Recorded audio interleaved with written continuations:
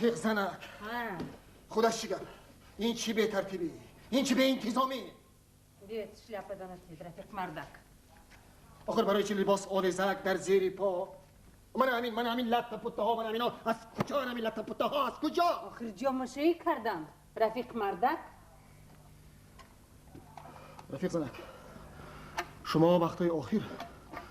با کاری خانه خیلی خنک نظرانه رفتار میکنید که این نقص نیست از کار مونده شده آمدید او شینید یک دمتون رو گیرید تازگی این گروی سلامتی است رفیق زنک شما باشید این مقال را چندان درست و خیلی خوب استفاده نمیبرید کلکتیوی خانه به شما باور کرده این مسئله خیلی مسئولیتناک را به شما بار کرده است شما باشید درباره تازه و آزاده نگاه داشتن خانه واسطه های خانه را استفاده برده این را ثمراناک و نقص استفاده نمیبرید راسته دستتون رو شته بیایید تازه خوراک میبیارم مسئله تربیه کودکان نیست خیلی پست است بیاید این مسئله درست‌تر همه طرفه یک حل کرده میبریم رفیق زنک شما به تربیه کودکان خود چندان دقت خوب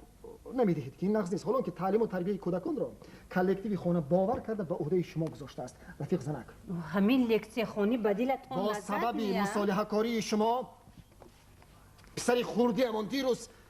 دیروز یک پیاله را افتانده شکسته است پیاله را پسر کلانی امان باشد از فنی خیمیا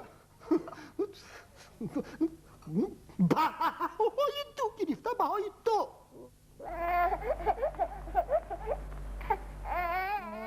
رفیق مادر کلان آخه رفیق کودک را آرام کنید من نمیتونم خیلی کار کردم حالا باز اینش گریه دارد و اینم شما گناه کنید رفیق زنک ما رفیق زنک نباید با چنین کمبودها مراسکار باشیم نباید از نقصان‌های در فعالیت اولویه‌مان وجود داشته چشم پوشیم پسرم سالک دلتون رو وسیع کنید اینقدر دلتنگی میکنید هیچ وقت بیکار نشده است ضمناً باید تایید کرد که رفیق مادر کلان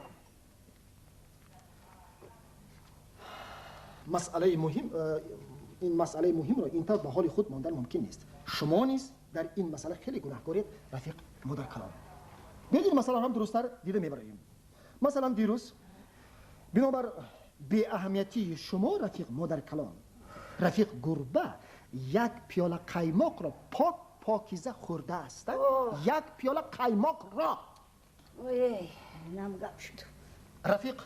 دخترچه خوردی امان باشد توفلی های ما را چنان به هم دیگر سخت بسته است که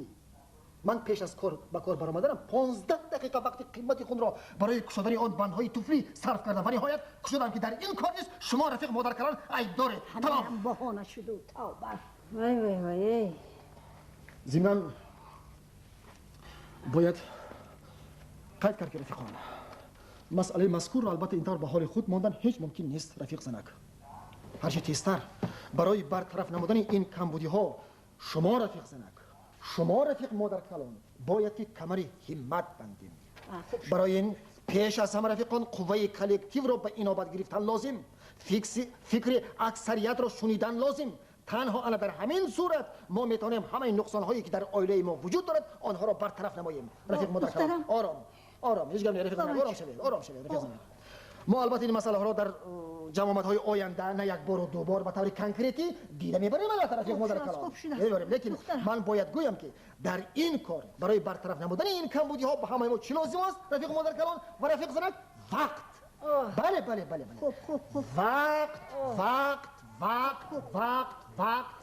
وقت سلام جان باز هم میگیم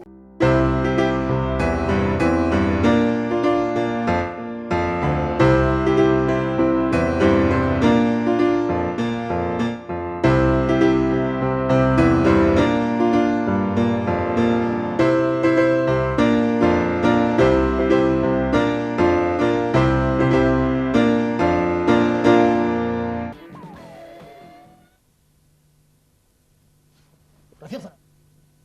با شما شو رفیق زنک رفیق زنم رفیق زنک وای من رفیق مادر کلان شما رفیق کودک را اونجا مونده زود با رفیق تلفن کرده رفیق یاری تاجیل را جیغ زنید که اومده با رفیق زنک یاری رسند زودتر رفیق مادر کلان زودتر چرا ایستاده زودتر رفیق مادر کلان رفیق زنک آسوده باشید حاضر من رفیق مادر کلان با رفیق یاری تاجیلی تلفن کرده حاضر یاری تاجیلی اومده با شما رفیق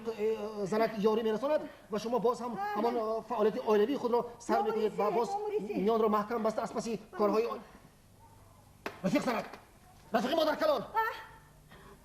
رفیق زنک